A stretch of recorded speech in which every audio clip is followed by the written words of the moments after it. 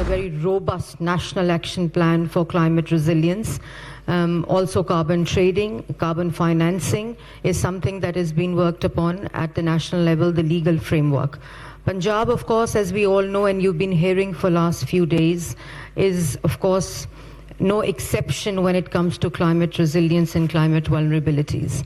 Most urbanized, fastest urbanized province, and also the cities in Punjab, 130 million population, and the divide, of course, is 37% urban and 63% semi-rural, semi-urban and rural population in Punjab. And when it comes to water shortages, when it comes to intense climate vulnerabilities, biodiversity, climate resilience, as I said, Punjab is no exception. So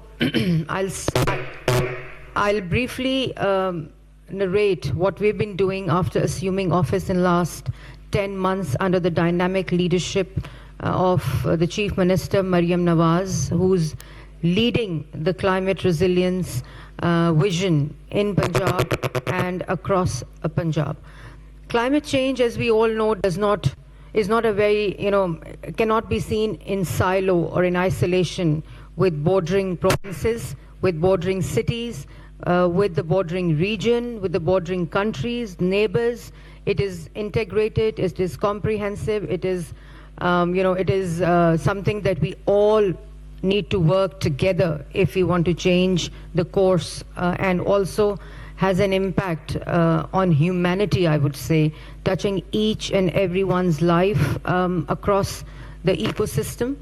So after assuming office, first of all, the development planning of Punjab province has seen transition and a paradigm shift when it comes to climate resilience policies and urban planning. And to begin with, the Chief Minister Punjab has for the first time introduced solid waste management in urban and rural cities across Punjab. It was previously present in only 2 cities in Punjab, but now, alhamdulillah, in our last 11 months, every city, every district, every division has now a complete end-to-end solid waste management framework for, looking at the urban solid waste management planning. So that's something, it's a flagship project of the Chief Minister, and we all know that Sustainable Development Goals has a lot of integration with solid waste management and associated health impacts, air quality impacts also. Then in the climate lens, I would say that for the first time, the development planning has been seen from very integrated approach, cross-sectoral approach, multi-sectoral approach that we say. It's said, it's easier said than done, because we all know that we all say across the globe that it should be integrated, it should be inclusive, it should be, trickle down to the local level, to the union council level, to the local government level. But when it comes to real implementation, it is always a challenge, because the sectors talking to each other is a challenge, the sectors communicating to each other is a challenge, and when it comes to policy making for a multi-sectoral subject like climate change, first of all, it is a challenge, but then taking this challenge head on in last 10 months at the Planning and Development Ministry department, we now have a project management unit where all the sectors sit together, they plan together, they allocate resources together, so that we know that, if you're investing into green technologies, if we're investing into climate resilient cities, urban planning, we all have to do this evidence-based decision making together. So that's a complete paradigm shift in our development planning this year, and we've seen results already. When it comes to the adaptation and mitigation of the climate resilient policies, of course, it's also head-on urban planning, rural planning, infrastructure planning, green technology planning. Mass transit also is going through a complete transition from traditional petrol vehicles to electric vehicles, and we've seen already the electric buses have started arriving in Punjab, in Lahore for the first time. So sectoral wise in industries, a complete mapping of the industry was done initially. So we divided this 1 year when we assumed office into 3 phases: short term, medium term and long term. Short term was mostly legislative changes, amendments, hand holding, stakeholder engagement, citizens engagement, awareness raising when it comes to climate change. And also we are going through Punjab and Pakistan, and the cities in the region are going through air quality crisis at the moment. And Lahore, of course, as we see, is the center stage. But this year, in last 5 months, we've seen peaks in other cities of the provinces also. And in the region as well, we've seen peaks, unprecedented peaks this year. So the first 3 months was to create an enabling environment to work together, all the sectors together, for coming together to do this climate resilience planning.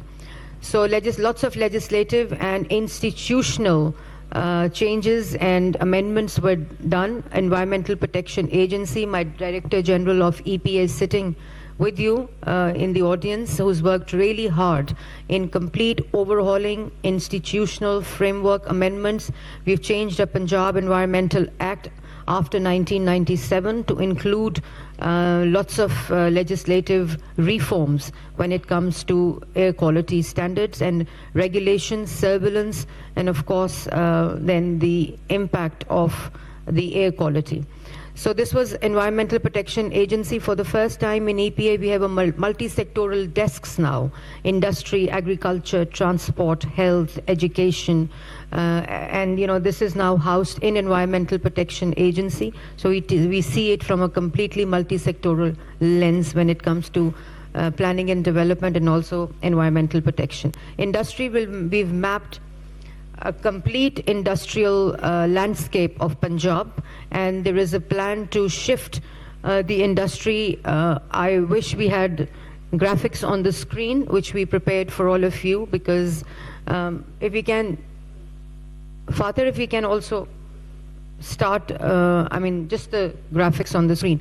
So in industry, for the first time, the brick kilns, I can say with conviction that in Lahore division, not a single brick kiln is working other than the zigzag technology. And we've also QR coded the brick kilns, and it is centrally linked to a monitoring system that we have in Environmental Protection Agency. For the first time, intense technology intervention has been taking place in terms of surveillance through drone cameras and safe city cameras, drone for industrial smoke and safe city for vehicular emission. We've introduced that. So in industry, then again, biogas, we have a complete pilot project in Lahore which has been completed, and now the plan is to have one biogas plant in every divisional headquarter across Punjab. Then also environmental control systems on the industrial units are being installed. The government has given 2 billion interest-free loan to the small industries to have these environmental control systems installed at their industrial unit. Lots of pyrolysis plants have been demolished, changed, and compliance has been done to, and we have data and numbers because we were compiling data for the first time in Punjab when it comes to surveillance and monitoring also. There were only 3 monitors, air quality monitors in Punjab. They were installed in 2007. And other than that, we did not have any air quality monitors, so data was just completely absent from the decision making. So we, for the first time, again under the leadership of the Chief Minister, till December 31st, we have 30 monitors air quality, both mobile and permanent ones installed, and the target is to have 60 monitors till March 31st. So now Punjab government for the first time did a very daring thing, that we shared data with the media. We shared data with the stakeholder, with the industry, the sectors, and then did our planning for smog season. The second phase was taking everyone along, both the industry, the sectors, and the departments at the government level. Punjab is going through an intense regulation in zero plastic single use, and the plastic is banned in Punjab. and that's also happened for the first time. Thirdly, in agriculture, the Chief Minister vision, of course, of e-mechanization of the agriculture sector, we are witnessing in terms of technology intervention, but for super seeders, for the first time to curtail and to stop stubble burning across Punjab during 2 seasons, wheat and rice. The Chief Minister gave a very intense subsidy to the local farmers, where we gave 60% the government paid for the super seeder and 40% was paid by the farmer. And we've seen evidence-based that the districts where there was intense stubble burning because of the use of super seeder mechanization, we've seen a reduction in stubble burning across Punjab also, and we do have satellite vision, the graphics to support our claim. Thirdly, in transport, massive transition, complete paradigm shift of the Chief Minister. We are converting Lahore division to completely on electric vehicle hybrid, replacing 2-wheelers and 3-wheelers through our Punjab Clean Air program, funded by World Bank. That was the first project again. So complete transition of e-mass transit system across Punjab also. The 27, as I already said, 28 buses have started arriving. They're already in Lahore, and we're converting, inshallah, we'll be doing this in the next 3 to 4 years, complete conversion of Lahore division to electric vehicles. Then industry, of course, we see fugitive dust, because we have seen peaks during the days when the weather conditions were stable, when the weather conditions were suitable, but there were peaks in Lahore and in specific areas. So the evidence showed that, the fugitive dust was the main reason. So when we were in China, in Beijing, with the Chief Minister, and Beijing, of course, as we all know, is a case study around the world, where they've converted 114 bad days, air quality days, to 4 air quality days in 1 year. So that's something that we all need to learn, and we are just, we are the ones who are, learning the practices. The fugitive dust, we saw that around the construction sites there were water sprinklers of the recycled water. So that's what we did after coming back to Pakistan. And now, alhamdulillah, by the notification of the environmental protection agencies, all the private housing societies, private construction sites, also the government construction sites, have started having these water sprinklers around the construction sites.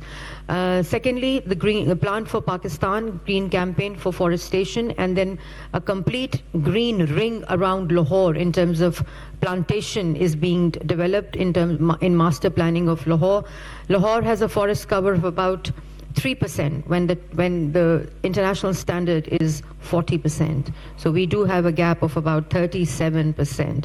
So looking at this data and evidence, the green master planning of Lahore is underway, and the plan is ready to be implemented. Then energy sector, a complete drive on conversion of solar energy, the Chief Minister program on giving free solar panels to consumers below the 200 consumption of megawatts, and then finance program 200 and above consumption of megawatts. We're embarking into a journey of biogas plants, as I said, and biorefinery for recycling stubble that we burn into meaningful use. Then lastly, I would say that we are heavily investing into green technology and green infrastructure. All the roads, more than 900 main roads and arteries are being constructed in Lahore at the moment, and every road has now a shoulder bed of trees wherever a new road is built by policy. Every project planning in a development program now has 1% for climate resilience and climate vulnerability of that program by policy. It's part of the policy now. Then, of course, as I said, Punjab is not exception from vulnerable ecosystem, climate-induced disaster. We've seen floods in recent past, and we have now in place, with the help of PDMAs, disaster management authorities, provincial disaster management authorities, complete plan in urban cities to mitigate flood effects, and also adaptation and investing into the technologies and also the infrastructure for flood mitigation. Green industry, I've spoken about, zero waste vision of the Chief Minister of Punjab, I have spoken about in detail. And then everything is related to, because health impact of smog and also of bad air quality, we've seen for the first time in last 5 months, the data from hospitals show that there has been decrease in 11% during 4 months. The patients during the smog season, which is about 98,000 less patients in hospitals during last smog season.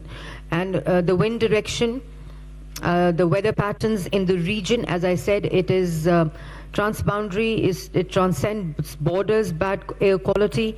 So it's not just urban cities planning, it also is rural city planning, regional, and it also, of course, is between countries. The impact of India's interventions. We've seen that, during the wind directions towards Pakistan, towards this corridor, we also had peaks of more than 2,000 AQIs level in last 5 months. So we've written letter to the Foreign Office for starting dialogue with India when it comes to climate diplomacy, and that is something that we are looking forward to, because this is a threat to humanity. This is a threat to our future generation, and climate change is not just a buzzword which it was in 90s. It is a reality now, and we all need to understand, we all need to be sensitive about it. So lastly, what we did was we engaged the citizens, we engaged the stakeholders. The larger part of our policy was awareness raising amongst the citizens about climate resilience, vulnerabilities, and also this impact of smog and bad air quality on health. Health Ministry also department did a spectacular job when it comes to mobile health units, clinic on wheels, the initiative of the Chief Minister again, where the clinics were visiting into districts, into divisions, into union councils during the season. There was emergency declared in hospitals, and also preemptive measures in the last phase when it was smog management and bad air quality management was taking place. So awareness raising, and then we've seen in other countries that this is, of course, policy, administration, regulation, surveillance, monitoring. We all do have that, but unless the behavior changes, unless the mindset changes towards climate vulnerabilities and bad air qualities, no policy can make a difference. So we are integrating that into curriculum, the formal education, the informal education, and skill development into green technologies, into green curriculum, into green infrastructure, and the scholarship program of the Chief Minister, where she's giving scholarships to the first year, second year, third year, and fourth year students across Punjab. Climate change related degrees are part of that scholarship program, so that we do have experts, we do have indigenous expertise, we do have local expertise when it comes to mitigating, adaptation, and management. And also intense awareness raising program has been started with local communities, because replacing two-wheelers is not an easy task in Punjab, especially in Lahore division, and replacing the traditional vehicles, because of course economics comes into play also. And countries like Pakistan, where we struggle, it's a developing country, but if we do have long-term impacts in mind, cost benefit in mind, opportunity cost in mind of these initiatives, I think then we would realize that this is important today, not tomorrow. And thank you very much. I can see lots of multi-sectoral people sitting here in the audience as well.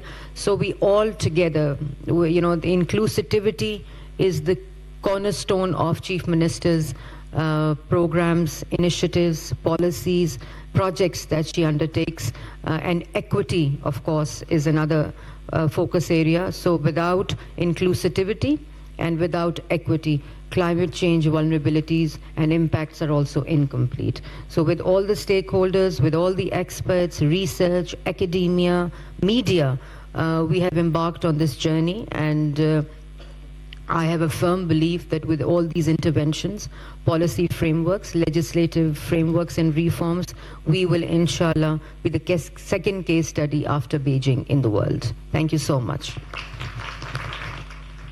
मौसमियाती तब्दीली के मौजू पर senior सूबाई वजीर मरियम औरंगजेब की जानिब से इजहार ख्याल किया गया। लाहौर में CPA एशिया और जनूबी मशरकी एशिया पार्लिमानी कॉन्फ्रेंस का दूसरा रोज है। खिताब करते हुए मरियम औरंगजेब का कहना था कि पंजाब के मुख्तलिफ शहरों में माहौलियाती आलूदगी से बचाव के लिए काम जारी है। माहौलियाती नुकसानात से बचाव के लिए इदारा जाती इस्लाहात नाफिज की जा रही हैं।